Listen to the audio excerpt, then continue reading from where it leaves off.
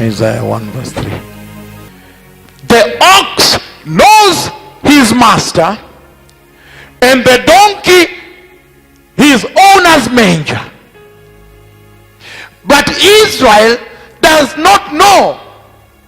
My people do not understand. He says,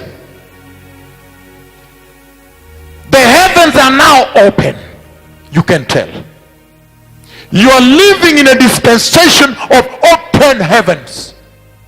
Look at this now. Even the visions, they are full of, and heaven opened, and heaven opened. Meaning, God tell them heaven is open. And the Holy Spirit has now been poured. The latter glory, the latter anointing, including he that speaks with you, has been transfigured and glorified. Holy Spirit has been poured. And he says, why then is the church in Namibia, with all the help, still in apostasy? Follow me on this.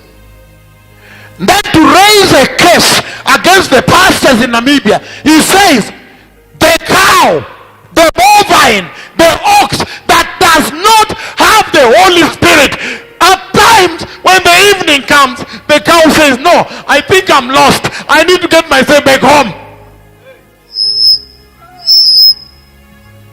Hey! The cow that has no Holy Spirit. When the cow is lost and the evening is coming, the cow says, I think it's running late. I need to go back to my owner.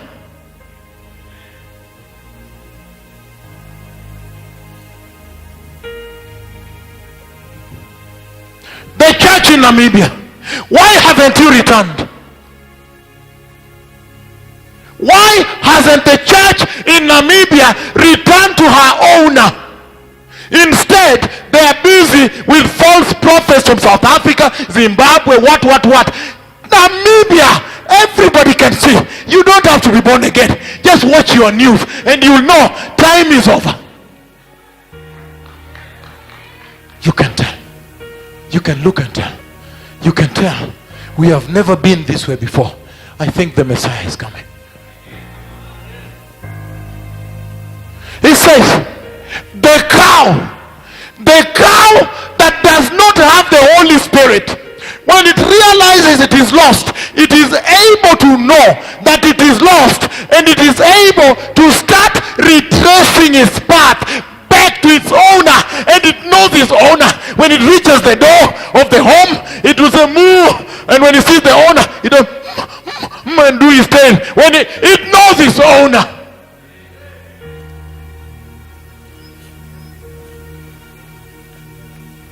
The bovine does not have the Holy Spirit, but knows the owner, and also knows the way back home.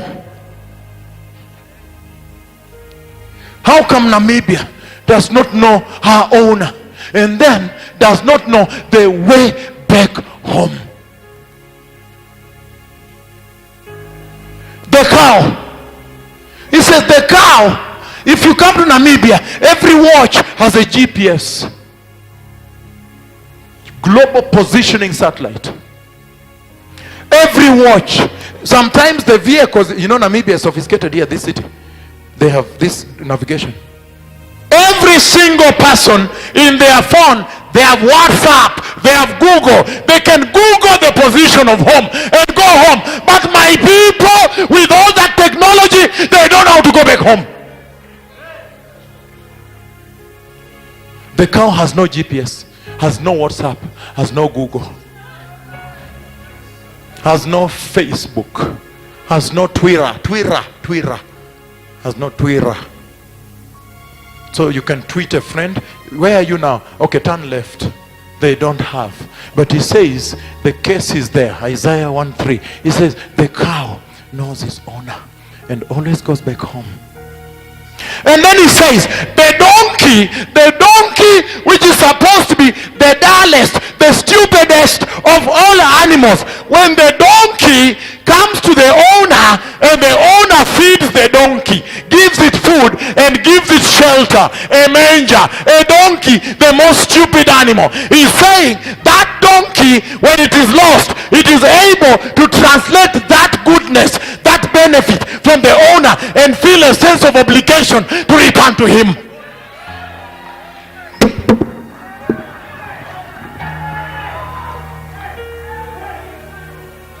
And yet Namibia does not know. Namibia does not know. The donkey is able to translate, if you are good to eat and give it food and shelter, the donkey is able to synthesize and translate that, say, no, this person is so good to me, I cannot disappoint. They translate as a sense of obligation to go and submit to this person, and goes back to his owner's manger. And when you see where they go near that wood, specific wood where its rope is.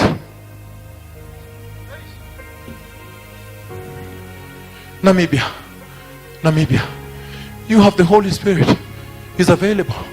Your navigation equipment, you have GPS, WhatsApp.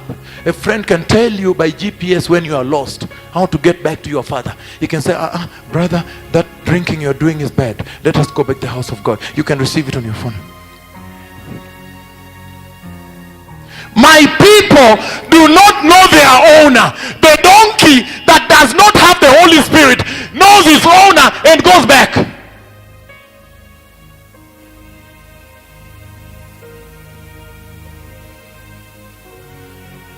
Namibia, we have to return.